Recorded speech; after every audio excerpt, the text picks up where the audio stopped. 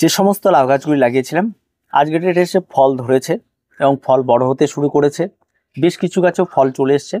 আর এই ফল যখনই গাছে আসবে তখন দেখবেন আপনারা গাছের গ্রোথটা একটু থমকে যাবে। তার কারণ যখনই গাছে ফল আসে তখন গাছের বেশিরভাগ খাবারটা ফলের দিকে চলে যায়, আর তখন কিন্তু গাছের গ্রোথটা একটু থেমে যায়। তো এই সমস্যাটি প্রত্যেকটা বাগানেরই হবে, তবে গাছটি কিন্তু যদি মাটিতে থাকে তাহলে এই সমস্যাটা একেবারে সম্মুখীন হতে হয় না। কিন্তু গাছটি যখন আমাদের বিভিন্ন ধরনের ফলের ক্যারেটের মধ্যে রয়েছে বা ছোট্ট জায়গার মধ্যে রয়েছে তখন এই সমস্যার সম্মুখীন কিন্তু আমাদের প্রত্যেককেই হতে হবে। আর তার জন্য এই সময় এসে কিন্তু অবশ্যই গাছে খাবার ব্যবহার করতে হবে, আর তার সঙ্গে সঙ্গে গাছে স্প্রে করতে হবে।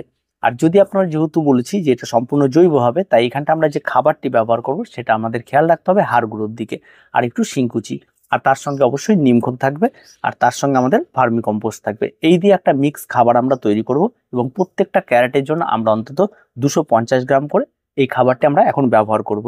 আর এই খাবারটি এখন ব্যবহার করার একটাই কারণ, এই সময় একটা সাপোর্টিং খাবারের প্রয়োজন রয়েছে। আর তার সঙ্গে সঙ্গে যদি আপনারা লিকুইড যেমন খোল জল অনেকে শীতকালীন বাগানে ব্যবহার করে, খোল জল যদি আপনারা ব্যবহার করতেন সেটা অনায়াসে আপনারা সেখানে ব্যবহার করতে পারেন। আর এই খাবারটি প্রত্যেকটা গাছে দেওয়ার সময় অবশ্যই গাছের গোড়া থেকে কিছুটা দূর দিয়ে মাটিতে ব্যবহার করবেন। মাটিতে খুব ভালোভাবে মাখিয়ে নেবেন, মাখিয়ে নেওয়ার পর গাছে জল প্রয়োগ করবেন। আর সবসময় খেয়াল রাখবেন গাছের যেন অ্যান্টিফাঙ্গাল, এটা কিন্তু নিয়মিত আপনাকে স্প্রে করতে হতে পারে। আমরা যেহেতু এটা নিজেরা খাবো তাই অ্যান্টিফাঙ্গাল হিসেবে আমরা এখানে বিভিন্ন ধরনের যেমন হলুদ গোলানো জল বা দারচিনি গোলানো জল এই সমস্ত কিছু আপনারা ব্যবহার করতে পারেন। বা যদি সেটা মনে হয় যে আপনাদের যে না আমরা আপনার এখন লাউ এখন খাবো না বা লাউটা বড় হচ্ছে, তাহলে আপনারা এখানটা অ্যান্টিফাঙ্গাল বাজার চলতে যে সমস্ত অ্যান্টিফাঙ্গাল পাওয়া যায় সেগুলো আপনারা স্প্রে করতে পারেন। তাতে কি হবে, যে ধসা বা পুরনো পাতাগুলি পচে যাওয়া একটা রোগ থাকে সেটা কিন্তু চট করে ধরবে না, আর তাতে কিন্তু গাছ ভালো থাকবে। আর মূলত যে সমস্ত লাউগুলি দেখবেন গাছে ধরবে, লাউ ধরার সঙ্গে সঙ্গে একটা ধরলো দুটো ধরলো বা সেগুলি কিন্তু এখন বড় হতে থাকবে এবং দেখবেন গাছের গ্রোথটা থমকে যাবে। তার জন্য কিন্তু গাছে এই সাপোর্টিং খাবারটির কিন্তু ভীষণ প্রয়োজন রয়েছে।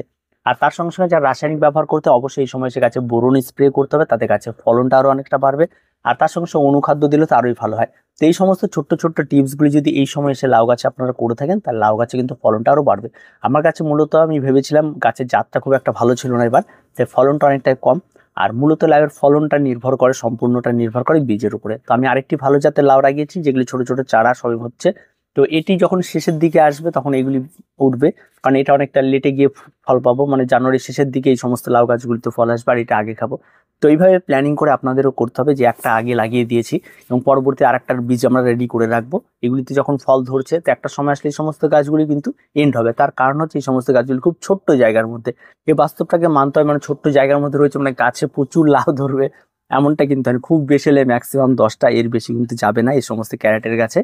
আর ছোট ছোট এগুলি গাছ কিন্তু বেশি দিন লংজিভিটিও হবে না, কারণ সে যার পর্যাপ্ত গাছ বড় হওয়ার পর পর্যাপ্ত যে পরিমাণ জল খাবার সেটা কিন্তু এই ছোট্ট জায়গার মধ্যে পাবে না।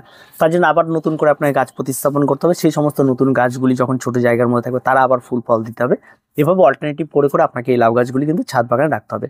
আর ছাদ বাগানে কিন্তু এই টবের মধ্যে অনায়াসেই কিন্তু করা যায় সমস্ত লাউগুলি। তো কম্পিটিশন লেভেলে কেউ নিয়ে যেতে চাইলে আপনারা অনায়াসে এগুলি করতে পারেন, তাতে কিন্তু কোনোরকম কোনো সমস্যা নেই। আর সবসময় খেয়াল রাখবেন টবে যখনই লাউ গাছ করবেন তার যে মানে উপরে যে সাপোর্টটা রয়েছে সেই সাপোর্টটা দেওয়ার ভীষণ প্রয়োজন। একটা মাচা করে দিন বা কোনো বাঁশের বাতা বা কিছু দিয়ে সেটাকে যাতে ভালোভাবে থাকতে পারে সেই সমস্ত মজবুতি জিনিসগুলো দিতে হবে, তাহলে কিন্তু খুব সুন্দরভাবে তারা বেড়ে ওঠে।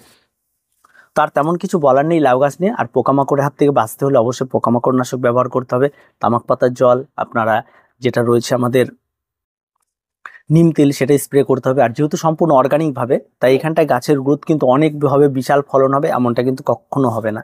আর এই ধারণাগুলি থেকে বেরিয়ে আসুন। আর যদি কেউ বলে যে এই লিকুইড খাবারটি রয়েছে প্রচুর পরিমাণে টবে ফলন হবে, তেমনটা হয় না। টবে লাউ গাছে ফলন কিন্তু খুব বেশি হয় না, কারণ অল্প জায়গার মধ্যে লাউ সেই পরিমাণ জল পায় না, সেই পরিমাণ খাবার পায় না। তো অবশ্যই এখন যে খাবারটি বললাম এই খাবারটি দিয়ে দিলে একটা সাপোর্টিং খাবার পেয়ে যাবে, গাছের গ্রোথ মোটামুটিভাবে ভালো হবে। আর বিষয় খেয়াল রাখবেন যে পুরনো যে পাতাগুলি রয়েছে, যে পাতাগুলিতে রোগ পোকামাকড় ধরছে সেই সমস্ত পাতাগুলিকে এখন একটু কেটে কেটে বাদ দিয়ে দেবেন।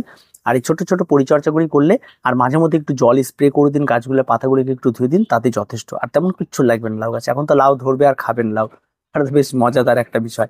আর লাউ ধরেছে, লাউগুলি বড় হচ্ছে, আর সবে ধরা শুরু হয়েছে, বড় হচ্ছে, সেই বিষয়টি নিয়ে আজকে জানলাম আপনাদের। কারণ পরবর্তীতে লাউ খেয়ে ফেললে আর কি আপনাদের দেখাবো। তো আজকে এ পর্যন্তই, দেখা হয় পরবর্তী ভিডিওতে। প্রত্যেকে ভালো থাকবেন, প্রত্যেকে সুস্থ থাকবেন, আর চ্যানেলটিকে অবশ্যই অবশ্যই সাবস্ক্রাইব করে রাখবেন।